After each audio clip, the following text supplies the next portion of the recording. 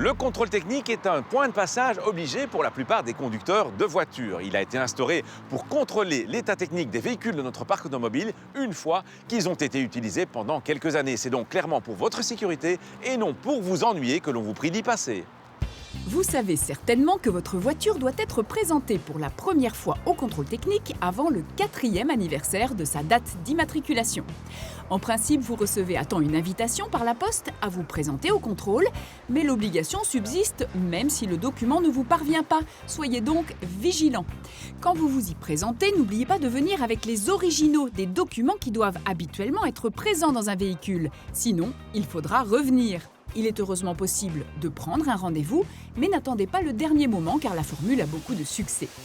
Mais que se passe-t-il si vous omettez de vous présenter au contrôle technique ? Si vous vous présentez en retard au contrôle technique, vous encourez plusieurs risques. Évidemment, il y a tout d'abord la sécurité routière, donc ça c'est le plus important. L'essence même du contrôle technique, c'est de nous permettre de vous avertir à temps qu'il y a des éventuels problèmes ou réparations à faire afin de vous permettre de rouler en toute sécurité. Outre la sécurité, il y a également des risques financiers que vous encourez. Donc vous devrez payer un supplément de redevance allant jusqu'à 27 € pour 6 mois de retard. Également, votre droit au bonus vous sera automatiquement refusé. Et alors, il faut également savoir que si vous êtes impliqué dans un accident de la route et qu'un lien de cause à effet est démontré entre l'état technique de votre véhicule et l'accident, l'assureur pourra vous demander de rembourser tous les dédommagements qui ont été versés aux victimes.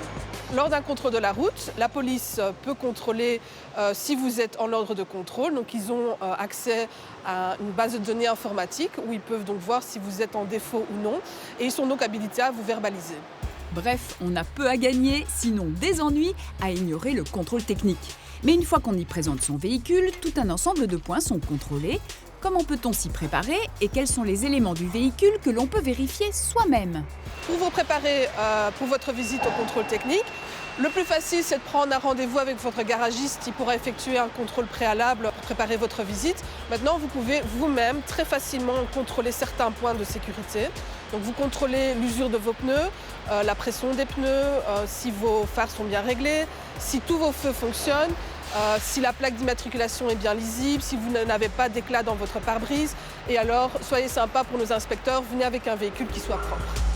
Les particuliers le perdent parfois de vue, mais il y a pour eux d'autres raisons que le contrôle périodique pour se présenter au contrôle technique. Outre le contrôle périodique classique, vous devez également vous présenter au contrôle technique dans d'autres cas, notamment lors de l'installation du dispositif LPG ou d'un dispositif d'un attache-remorque. Quand vous tunez votre véhicule, donc pour chaque modification, vous devez vous présenter au contrôle technique.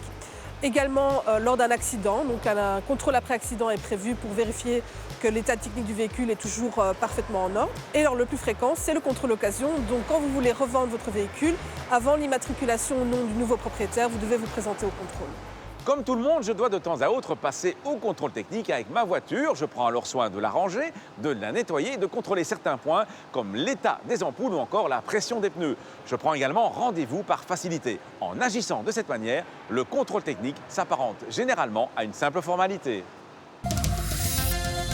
Est-il autorisé de s'arrêter le long d'une ligne jaune discontinue ? Oui, c'est autorisé, mais le stationnement y est interdit, ce qui veut dire qu'on ne peut pas rester plus longtemps que le temps nécessaire pour embarquer ou débarquer des choses ou des personnes. À la semaine prochaine et d'ici là, bonne route!